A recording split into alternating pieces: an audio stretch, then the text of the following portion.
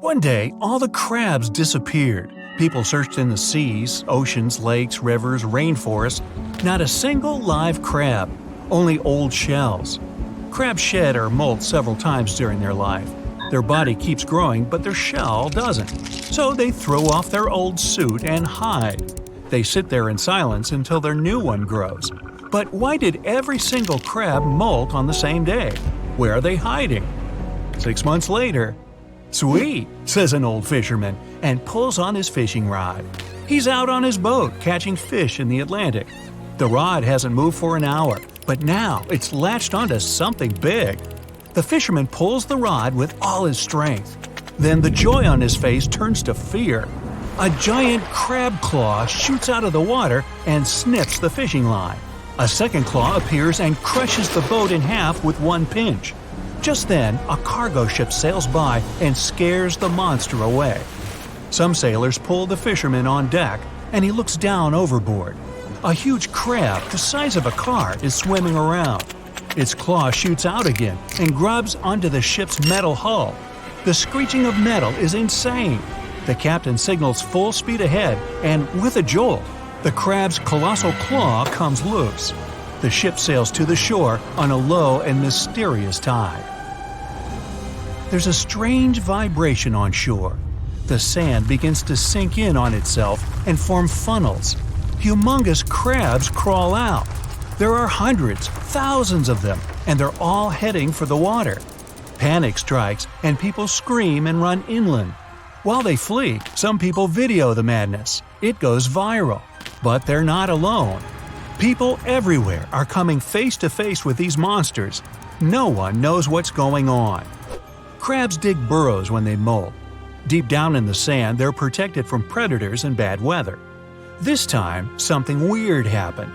They hid way deeper than ever before, so they had more time to grow. For 6 months, they've been sitting and waiting for their new shell to grow. Now they're out, and they only want one thing: food. Most crabs eat fish, alive and not, snails, and even other crabs, anything that gets in their way. They love fights and are naturally aggressive. But now that they're massive, small shellfish and algae are just not enough. A big fish would be delicious, but they can't catch them because crabs don't swim well. But on land, they move pretty quickly. The big fish are safe, but what about the rest of us? One day later, thousands of eyes come out of the water, like 1,000 submarine periscopes. Crabs have excellent vision, and they can spot a potential meal from far away. Their eyes can distinguish between houses and moving objects, cars, and people. Thousands of pairs of sharp, snapping claws emerge from the water and head for the city. There's chaos on the street. Crabs are running around, cutting down electric poles, overturning cars, and smashing glass. Everyone rushes off the street and heads for a narrow alley. A crab cuts off their escape. It eyes its prey, but it looks like the alley's too narrow. Phew, the people are safe. Not. The crab turns sideways and squeezes into the alley. It's hungry, and it starts snapping its claws. They're blocked in on all sides. The crabs are everywhere. The only way is up. People scramble up the fire escape to the roof. The crabs try to follow, but everything they grab onto, trees, even the metal fire escape, crushes under their enormous weight. The crabs are left looking up, hungry. Up on the roof, people watch as crabs destroy their city. Humans hunker down in their homes, but that doesn't stop the crabs. They break down doors and walls. Everyone gathers on the roofs, looking up to the sky for help.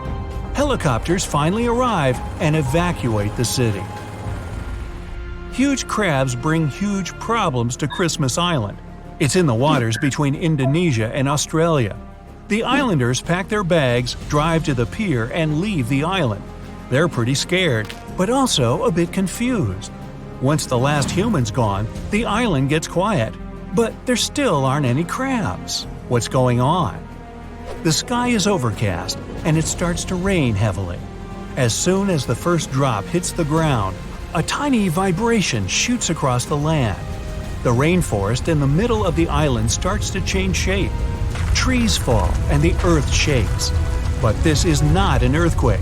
It's worse. Giant red crabs poke their heads out. Not hundreds, not thousands, but tens of millions.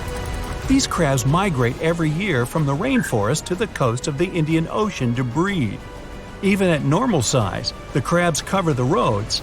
They look like a long red river. The migration lasts about 3 weeks. But now that these crabs are so big, they cover almost half the island. They demolish trees, cars, houses, everything in their path. Then, just like that, they disappear into the Indian Ocean. It looks like a typhoon swept over the whole island. Crab hunters appear all over the world. They trap the monsters and tame them. But no, people don't use crabs as pets. They sit on them and joust. In the Middle Ages, 2 knights with spears would ride on horseback and charge at each other. Now there are crab tournaments.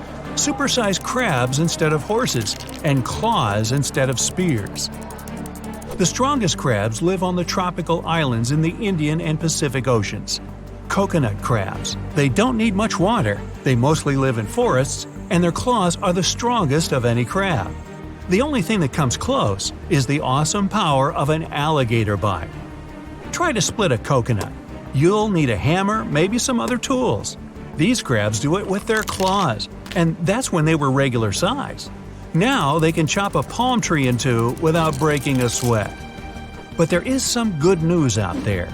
Japan is home to some useful crabs, spider crabs, the largest in the world. Their normal size is about 12 feet from claw to claw, about the length of a car. Their long legs make them look like spiders. There's not a lot of animals out there who would want to go up against such a large crab.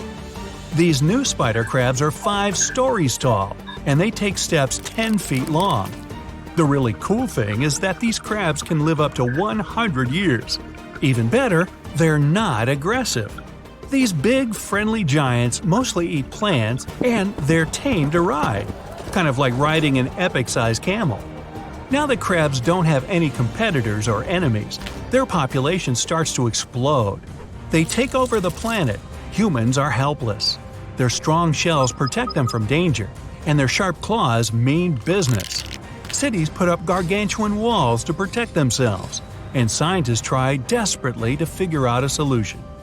Crabs don't only live near the shore, they live in forests, rivers, lakes, almost anywhere there's moisture. It's hard enough to fend off one giant crab, let alone hundreds. People start to head for the safety of large, dry deserts. It's hard to survive. Humans need food and water, just like the huge crabs. Crabs are taking over everything. Humans don't have the resources to stop them. It seems like all hope's lost. But just then, they remember. There's no need for scientists and inventors. There's an old fisherman's trick that might just be the key to controlling the crabs. It's called a crab's bucket or crab trap. If you put a bunch of crabs into one bucket, they won't be able to get out. By instinct, they start to interfere with each other. One crab climbs up, but the other crabs grab it and pull it back down.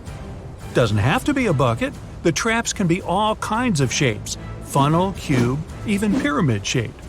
And that's what people decided to do. They dig deep ditches all over the world and line them with concrete so that the monster crabs can't dig their way out. Then they lure the crabs in with some tasty fish and seaweed. Once the crabs go in, they're trapped for good. Victory! And soon, down at supermarkets all over the world, there's a special sale on fresh crab. Hey, don't forget the seafood sauce.